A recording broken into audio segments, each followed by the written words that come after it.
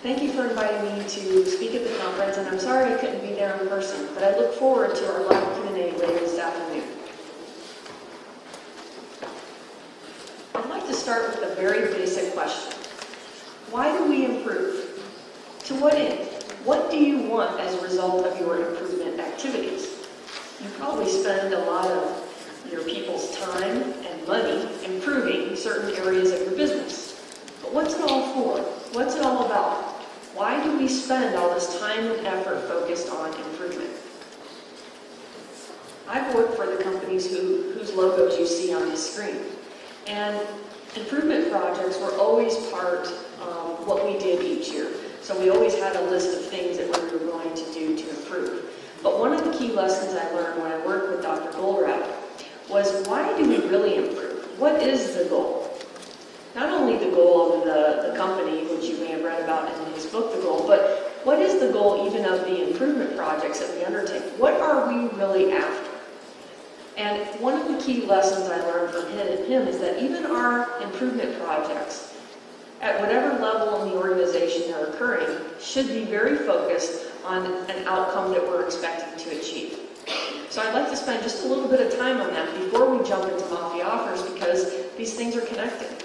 In other words, why we would improve sales and marketing. The simple answer to the question, why improve, is to create more leverage. And by creating more leverage, I mean to be able to do more, to sell more with the same people and resources.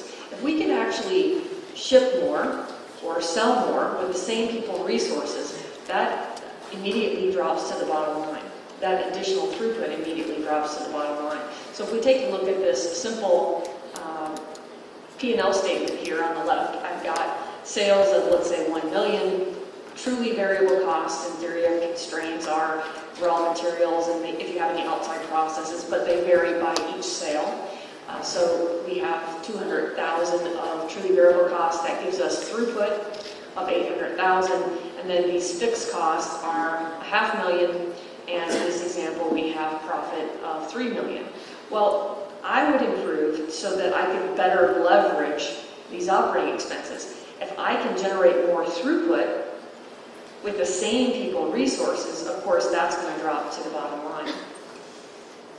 So look at this example. If we were able to take our lead time from 6 weeks to, say, 3 weeks, and we improve our operations so that we're able to now complete things in 3 weeks, we can actually get more jobs done faster, and we also have to be able to sell more. So one thing is to make the operational improvement, and the second part of it, to actually generate the leverage, is to be able to sell it.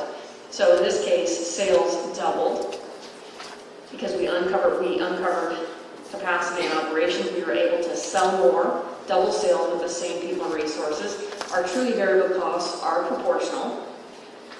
That doubles my throughput, so I now have throughput of 1.6 million. And operating expenses stay the same. This is the leverage. So most of our improvement is aimed at getting more leverage, being able to do more with the same people and resources.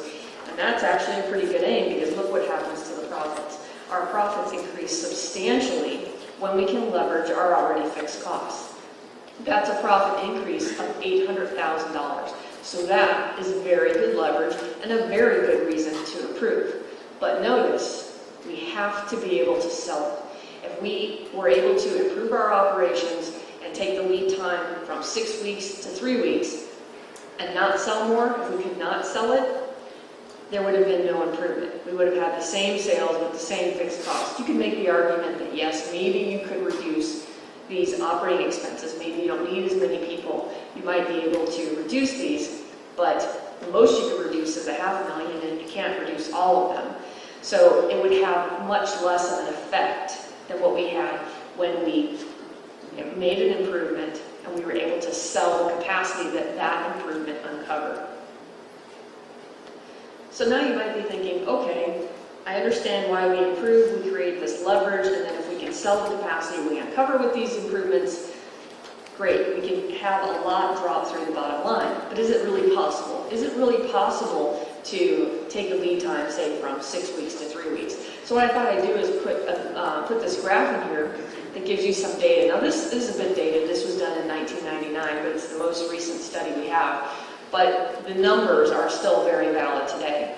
So if we look at some of these data points, we see that revenue or throughput mean increase for the companies studied in this book, we have 73%, and that's not bad. We had a combined financial variable mean increase of 63%, on-time delivery increasing 44%, a lead time reduction of 70%, cycle times reduced by 65%, and inventories reduced by 49%. So it gives you an idea that, yes, going from 6 weeks to 3 weeks actually might very well be possible. Here's a couple more examples from my clients, and this, of course, is more recent time. I just want to interrupt a little bit, just to talk a little bit about the major focus of TOC activities. If you saw the last slide where there was presented the results, there was no significant improvements on costs or operating costs. Yeah? And today we are talking here, we're talking about increasing efficiency and effectiveness. We're talking about achieving more results through increase in flow and sales. It's not about reducing the costs. Because very typical event that most companies do when they are not happy with their profit results, what they do? Where they do start? Reduce the costs. Yes? Not only the just cost, reduce operating costs. What is the operating costs? The biggest operating costs? Operating expenses? Wages, salaries, people. So, if you want to reduce the operating expenses, you need to do what? Reduce the headcount. Lay off people. And it's not good things for the future. Because if you are reducing your amount of people, you are reducing your capacity. If you are reducing your capacity, you cannot grow many other things. So it's very important, and the major mentality of the managers have to change. If you want to achieve better results, profit increase, you start thinking about how to sell more, how to sell at a higher price. Yes, sometimes you really need to work with your cost base and with your operational side, but just in order to sell more. Here I have a client that substantially increased the profits that they made, and this is also showing the due date performance increase of from 69% to 96%, and then the number of jobs that shipped substantially increasing as well, which means a lot more profit. Here's another client also showing the on-time percentage going up and dollars shipped going up. So if you draw a line from the bottom of this dollar shipped to the top, you can see a nice jump in profitability. So these kinds of results are actually very possible in theory of constraints. So those are all pretty impressive results, but what are the effects of your improvements if you don't know how to sell more? If you uncover capacity but cannot sell more because you don't know how to approach the market or get more market share, what is the effect? And it's very little. So very little drops through. The sales stay the same. And as I mentioned before, the only way to really have a bottom line impact is to start cutting operating expense. So make sure as you're looking at what improvement projects you're going to do, you're tracing it all the way back to how does it tie to the bottom line. What are we going to improve? Is that improvement going to help us to sell more? Is it something that the market desires? And are we going to be able to sell more? Because if I make an improvement and I can't sell anymore, I'm going to have very little effect on the bottom line.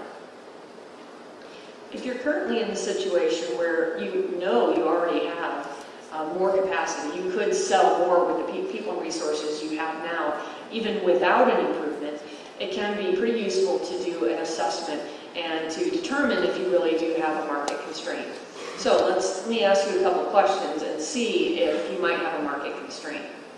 If I could increase your sales tomorrow by 20%, could you handle the increase while being 100% on time to your first commitment, without going into firefighting mode and continuous chaos, and at a competitive lead time? So you can't change your lead time. Sales are going to increase magically tomorrow by 20%. Can you keep up with it? Could you handle it?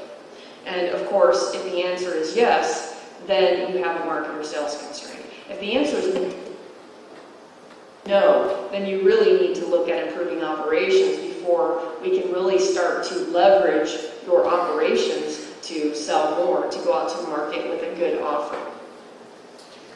So please raise the hands, those who really think that if somebody, a magician or a super turbo salesman, brings 20% more sales tomorrow to your company, you can handle it.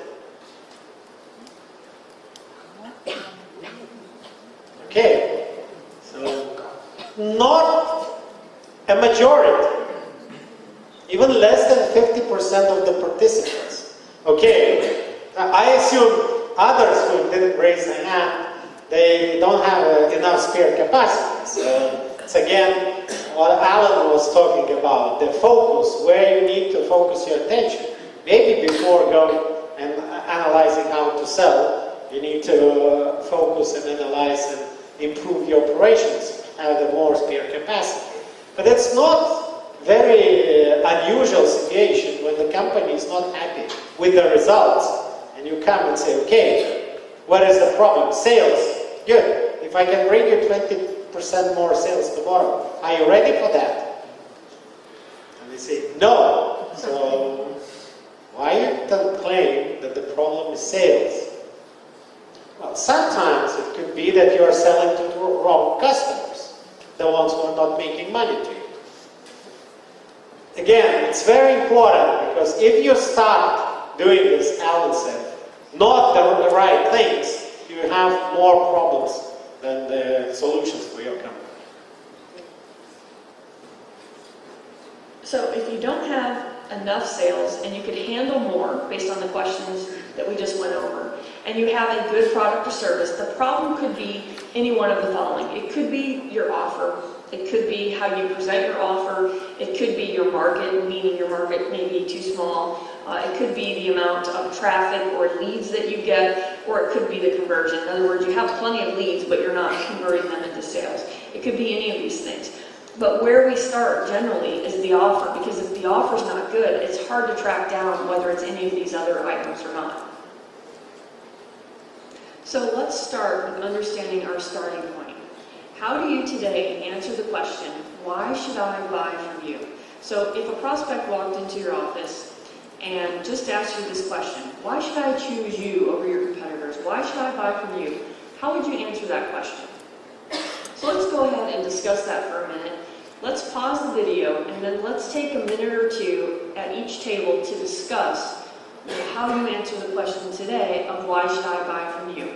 So after you have a couple minute discussion, then let's collect some of the answers and see what your answers were. And then when we come back, I will share what I think your answers were, what some of the most common answers to the question are. Okay, so please take 1 or 2 minutes. Just assume that I or Lisa is your prospect, possible customer. Please write down 3-4 sentences why I should buy from you, not your competitor.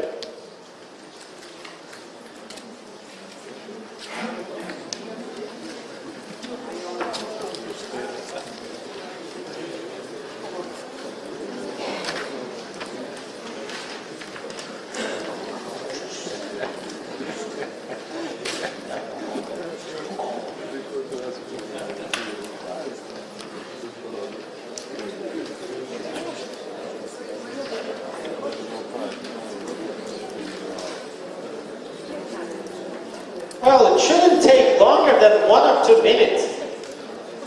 If you cannot explain it in 1 or 2 minutes, why should I buy from you?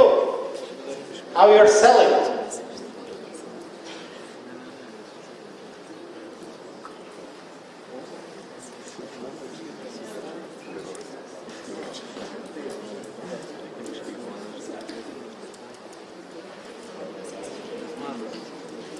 Okay, is anybody ready to give one of the reasons why I should buy from you?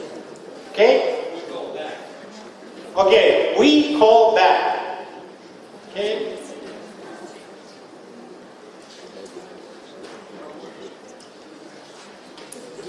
Somebody else? One of the, yes?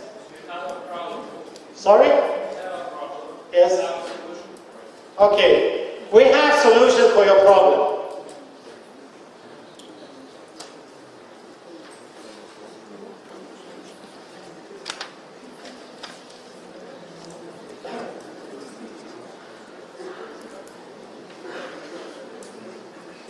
Yes? We have better quality for the same price. Okay, better quality for the same price.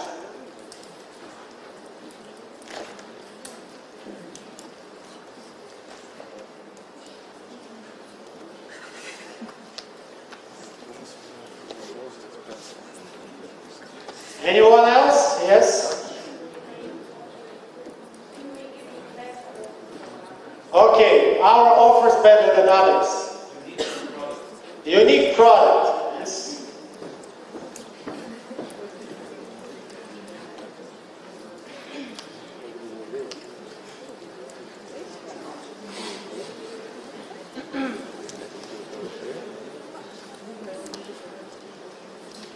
Okay, anybody else? Huh? More profit? For who? For you?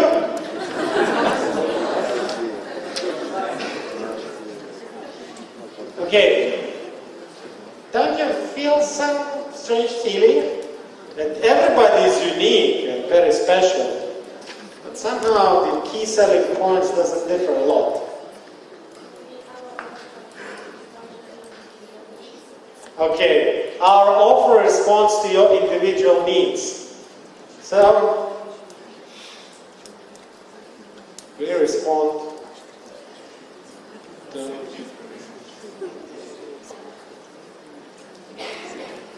Okay, so let's continue. We'll see what Lisa thinks you have written.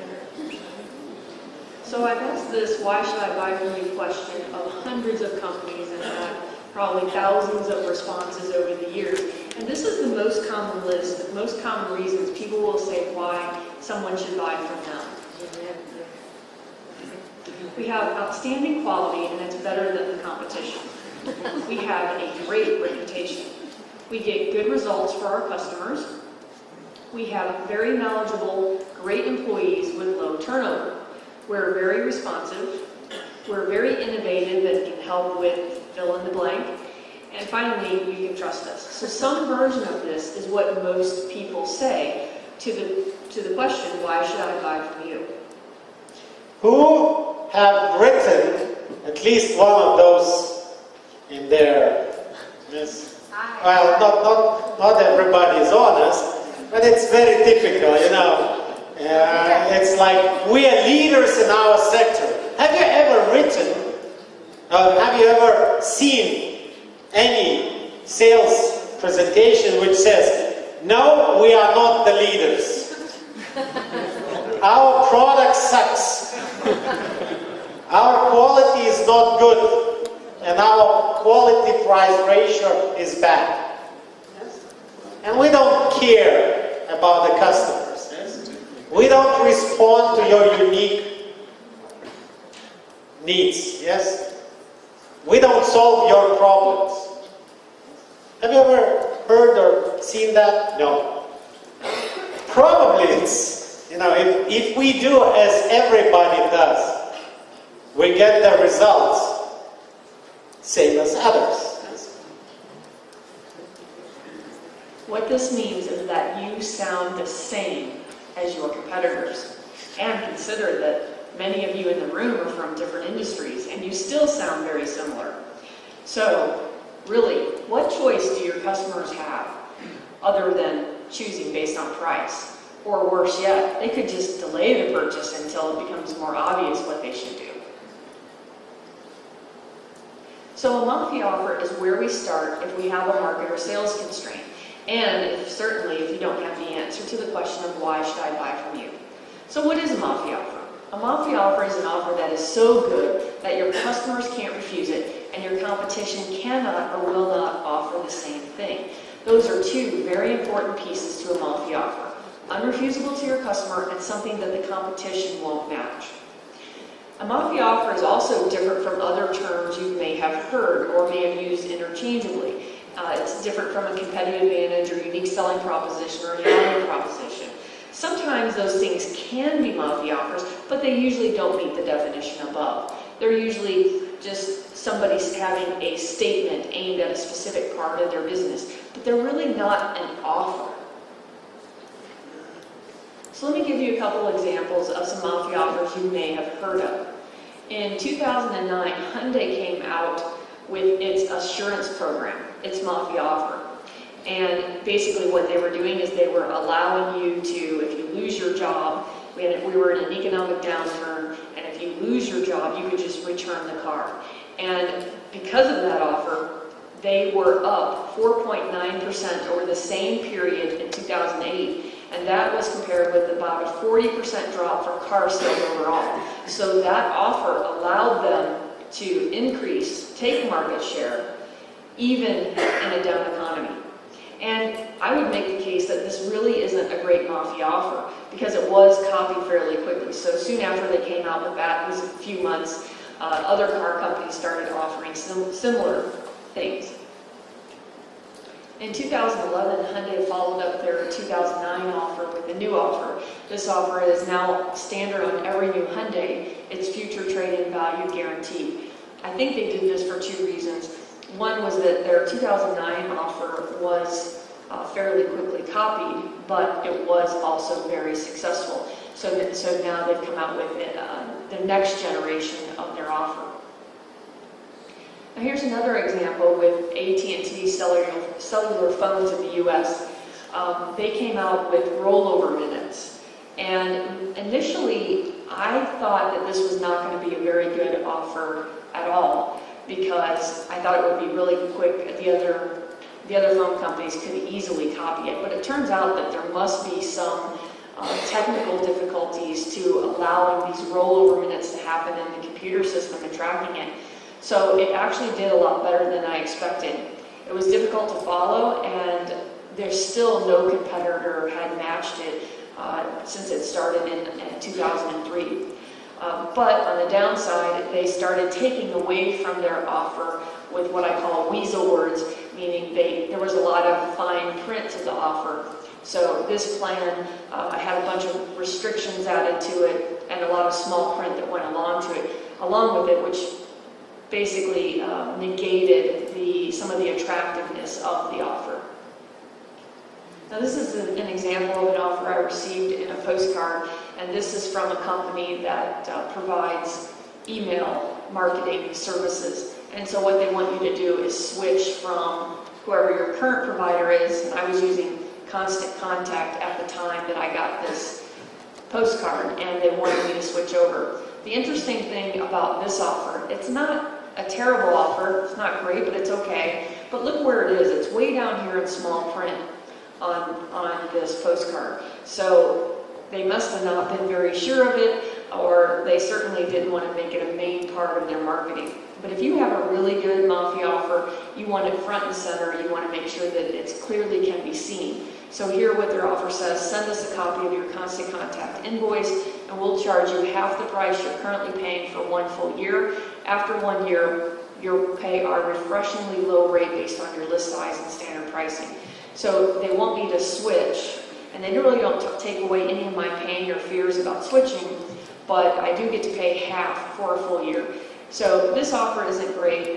Rarely do we create Mafia offers based on price, and this one is solely based on price, and of course they have it hidden down here. And really, if you wanted me to switch, I would prefer that they had some language in here about making the switch easier, how I might be able to talk one-on-one about switching from constant contact to their service, something like that. But these are some of the examples of what's out there. There really are not a lot of good, what I would call Mafia offers out in the marketplace today. Actually, there are very few. And some of the ones I shared with you today are some of the better ones. And they really don't, to me, they really are not great Mafia offers. They're okay. And in most cases, or not all cases, they can be quickly copied. So let's talk about what a Mafia offer is not, or does not. A Mafia offer is not based on an innovation. We don't need a technological innovation generally. If we're gonna go out with a new product to a new market, that is very, very high risk. There's a lot of risk associated with that. In Mafia offers, what we're looking for is we're looking for an offer with our existing products in our existing markets. So we do not require new products or new markets, and we don't need any kind of innovation. Now, an innovation, could it help with a Mafia offer? It could, but it's not a requirement. A Mafia offer is also not based on price, and it's not a little cutesy tagline. It has to be something unrefusable to the customer and something the competition cannot or will not match. And the longer period of time they cannot or will not match it, the better. A Mafia offer is not a list of strengths or a cliche or subjective or offered by the competition. So if you want to develop a Mafia offer, there are three things that we really need to consider to develop a good Mafia offer. The first is, what are your capabilities? So what are your capabilities and what could they be compared to the competition? So right now, you may not be able to deliver in 3 weeks. You may not be able to go from a 6-week lead time to a 3-week lead time. But what could they be? What might be possible? So take a look at that graph I showed early on. What might be possible to improve in your operations? So this has to do with your operations. What can we do to create a competitive advantage in your operations that we can then capitalize on? So what are your capabilities, or what could they be relative to the competition? Second is, how does your industry supply your product or service? So typically, whatever your product or service is for your industry, everybody tends to do things the same way. If there are minimum order quantities, everybody has minimum order quantities. If shipping is free, shipping tends to be free for everybody. So how is it that your industry supplies your products or services? That's the second thing to consider. And then third, what is the impact of your industry's capabilities? So you and your competitors, what you're capable of doing, what is the impact of those capabilities and how you supply on your customer? So what kind of impact does the fact that you have a 6-week lead time, that you offer, that you require minimum order quantities or whatever those industry practices are, what impact do those things have on your customer? So let's go over an example, and I think you'll start to understand these three things a little more clearly. So I'd like to share this Mafia offer example with you that is from the Theory of Constraints Handbook, Chapter 22, my chapter called Mafia Offers Dealing with the Market Constraint. This is a great example because there are a lot of lessons to learn here. Now this is a custom label printer, and they sell labels to regional sized food and beverage manufacturers. So they might sell labels to a company that makes salsas, for example. And they don't make just one kind of salsa, they make several different kinds and put them in several different size packaging. So all their customers are buying multiple labels from them. Well, one of their customers was a regional coffee roaster, and they roasted several different varieties of coffees. They added flavor to some, like French vanilla and things like that, and they put them in several size bags. So they're buying a lot of different labels. The first thing we want to do is we want to look at this label printer's capabilities relative to their competition. Now, when we first started looking at that, I asked the label printer, well, what is your lead time? And they said, well, 2 weeks. And I said, well, what's your competitor's lead time? And they said about 2 weeks. And then I started asking about due date performance, and they said, well, they're in the low to mid 90s, and so is the competition. So they were very similar to the competition in their capabilities. And that's pretty common. So if when I first start working with a company and I start comparing their capabilities to the competitors, usually it's very similar, because if you're much better or much worse, then you know. The market lets you know. So for this first consideration, the label printer was very similar to their competition. But what could they be? How much could they improve if we worked on it? So we implemented something called drum buffer rope, which is part of theory of constraints, and we were able to get their lead times down from 2 weeks to 2 days. And due date performance went from the low to mid 90s all the way up to 99+%.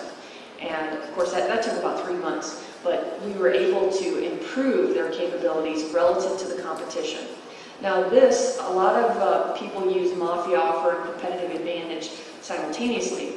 I think these operational improvements, I would call those creating the competitive advantage.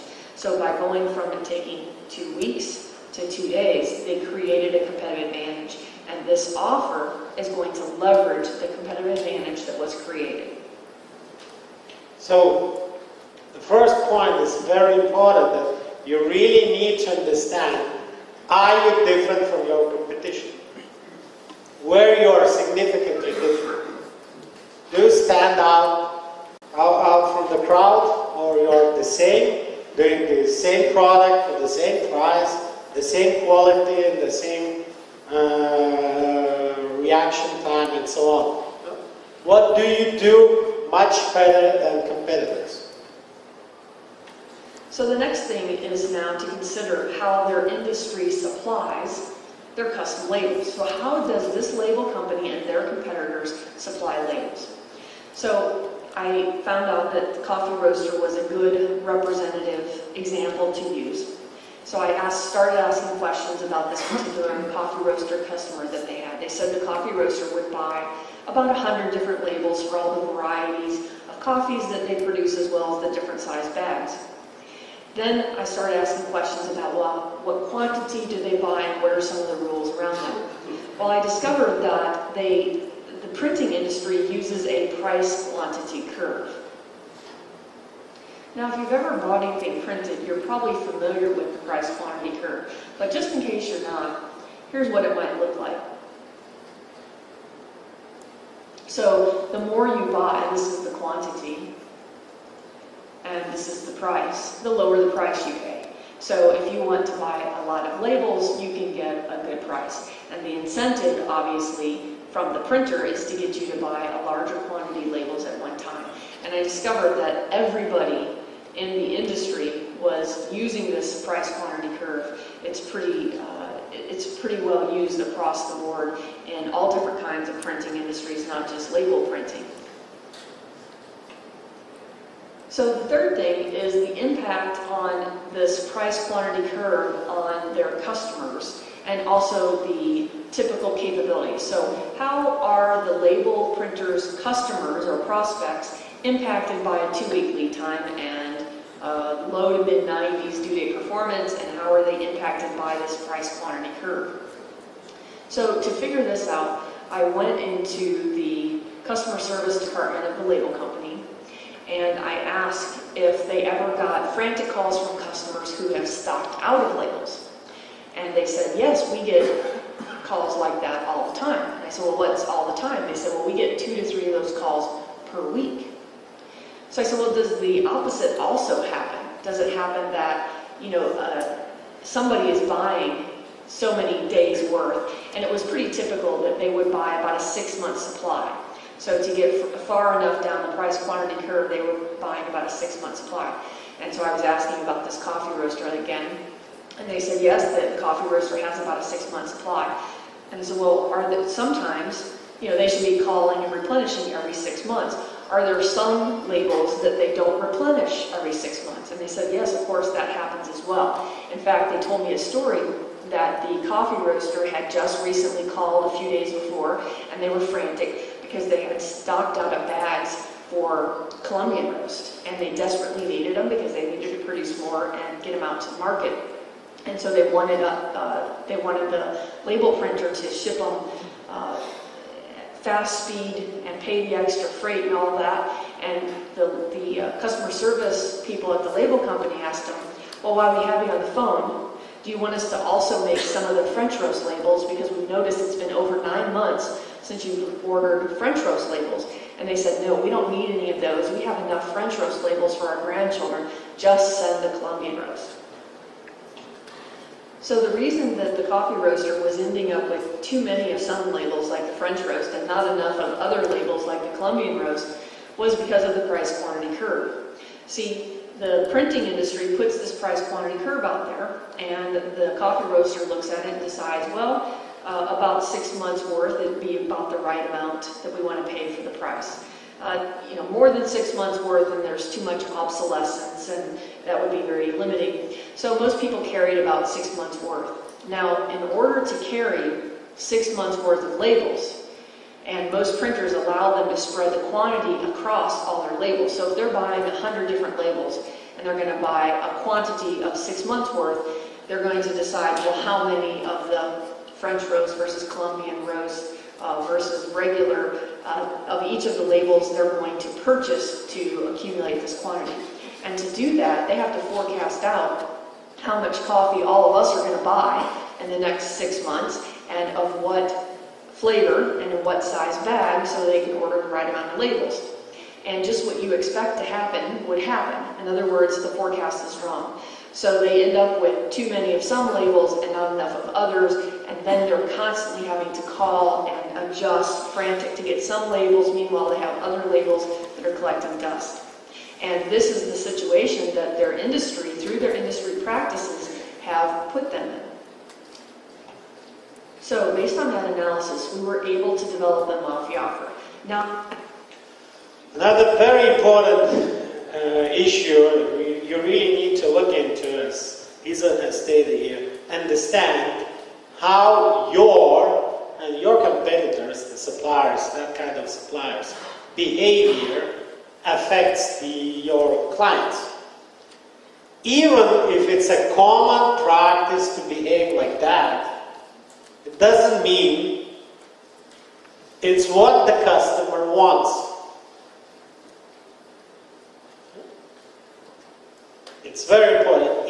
Even in the case everybody in the industry behaves like that, it's not necessarily what the customer wants. You really need to understand how your policies, not only yours as a company policies, but all the suppliers' policies affect the operations and the business of your clients. Like was a few years ago, if you go to any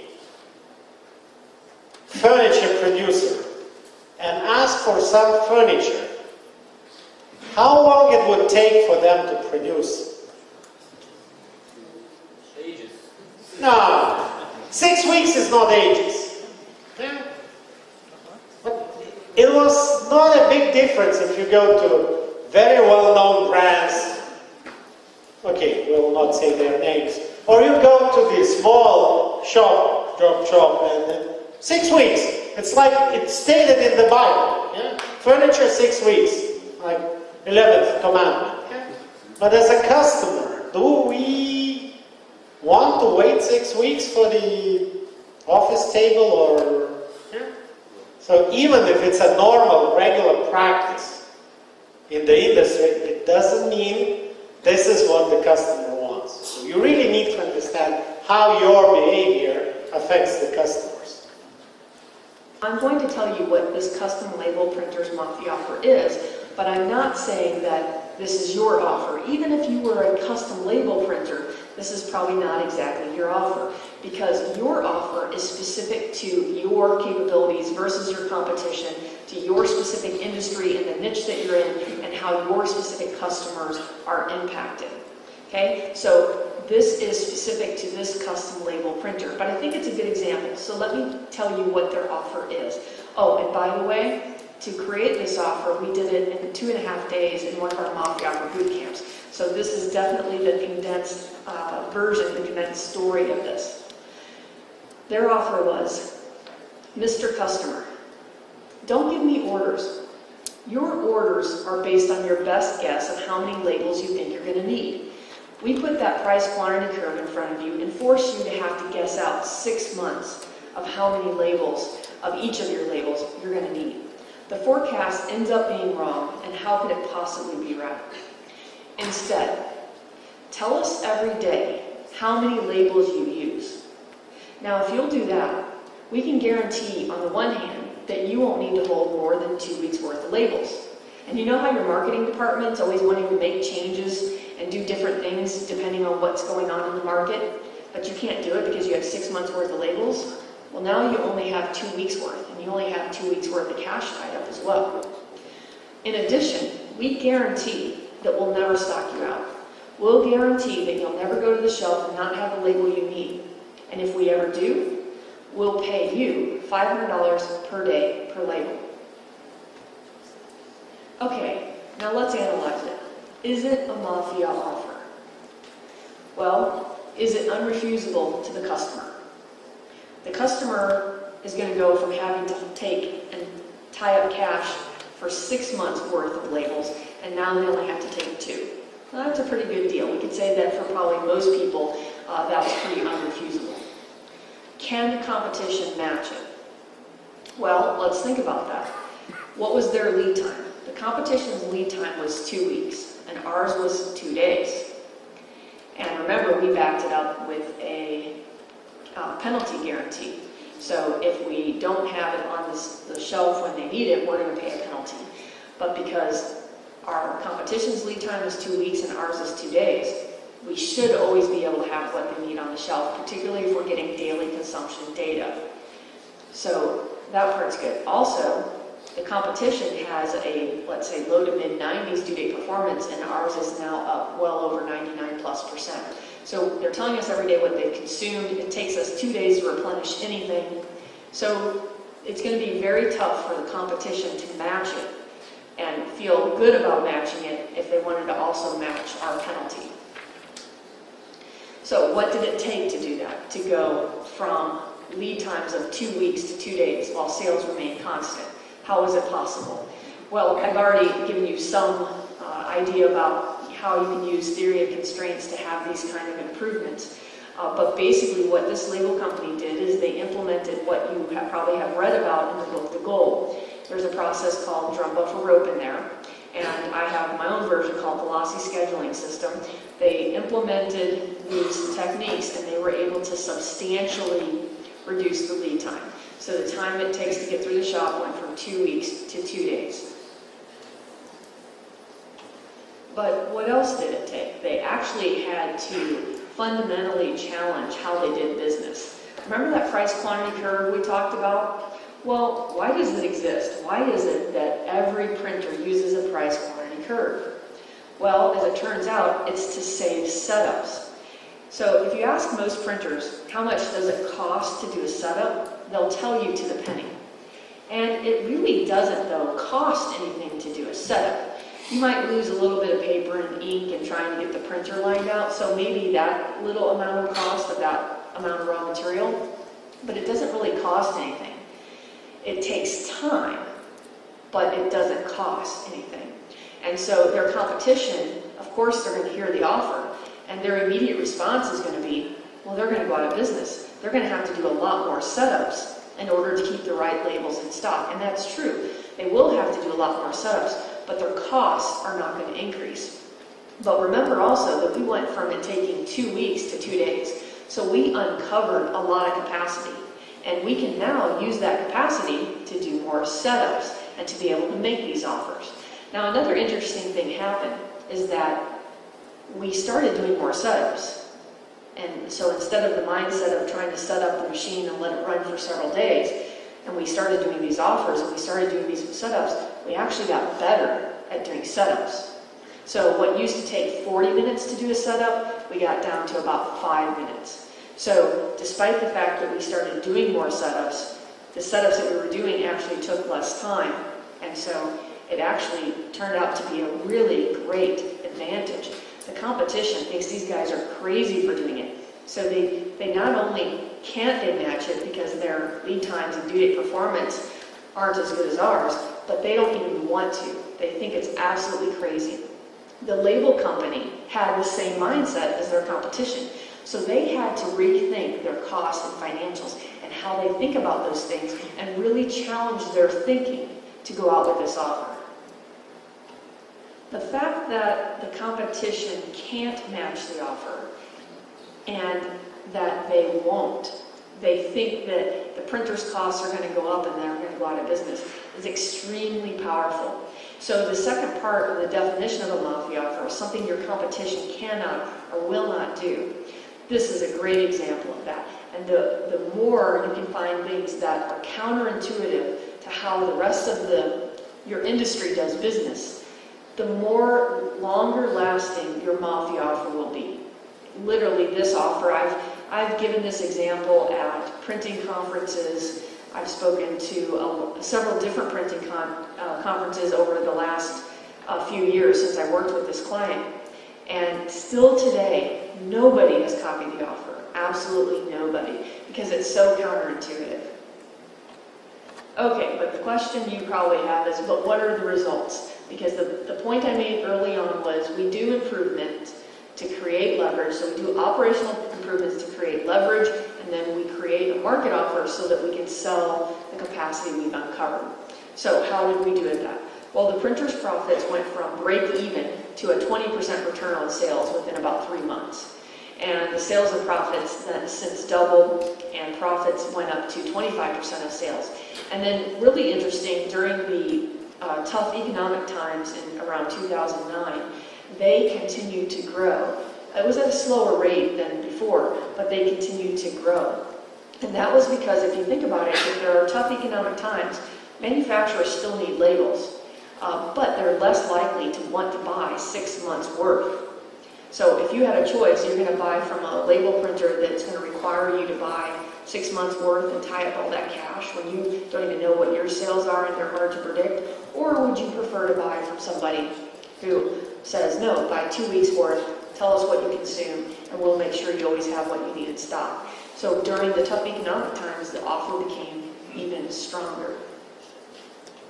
So what are some of the benefits of Mafia offers? Well, obviously they increase sales, so we know that there's that financial benefit, but they also answer the question of why should I buy from you, and give your salespeople actually something to talk about that does make you unique and different. A Mafia offer also guides the strategy and tactics for your entire company. You know who you are, you know what your offer is and how you're approaching the market. It's very clear that if you're going to make a Mafia offer, you need to be able to say what you're going to do and do what you said when you said you do it.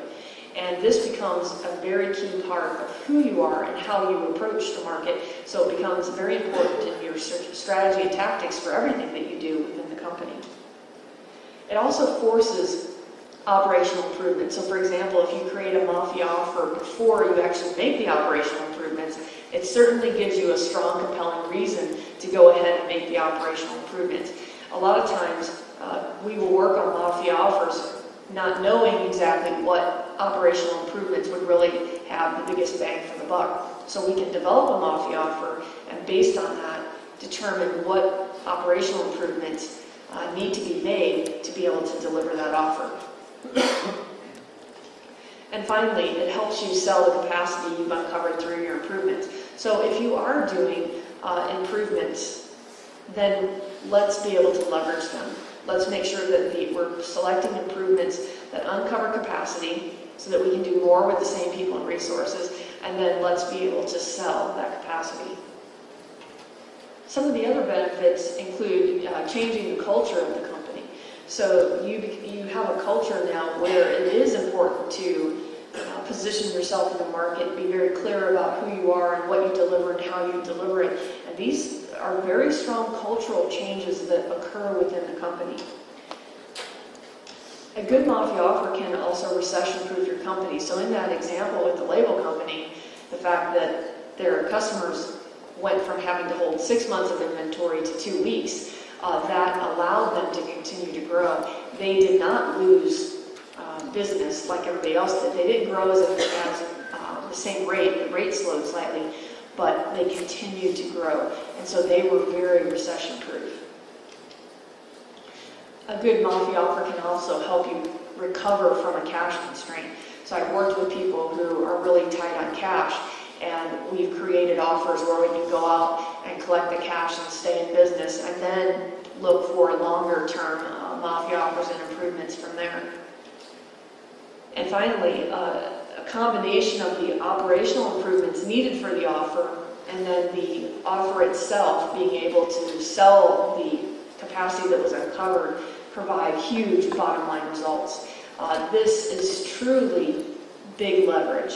The amount that drops to the bottom line can be as big as what I showed you in that early slide. So in summary, if you don't sell the capacity you've uncovered through your improvements, you've accomplished nothing, meaning no bottom line effect. Focus your improvements on creating a competitive advantage, something operationally that gives you an advantage over the competition, and then create a market offer, a Mafia offer, to sell your competitive advantage. Well, I hope I've challenged your thinking today, both on how you consider what improvements to do, but also how those improvements can help you to create a Mafia offer and then create a truly unique positioning in the marketplace. So I look forward to answering your questions in the Q&A later this afternoon.